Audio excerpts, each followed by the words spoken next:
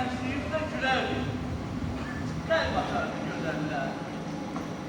Ah mən elə bilərdim. Həyat keyf gəldərlər.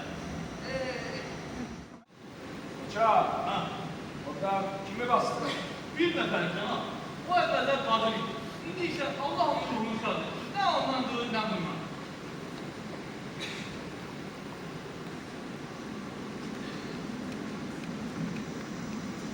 Bu kimin hikayesi?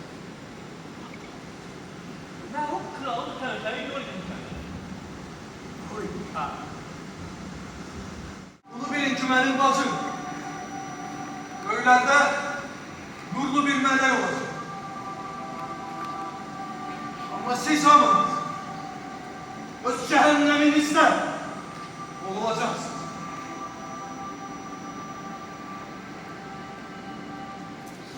Sizinle kavuştuğumuzu rahat okey. Öz iğrenç emelleri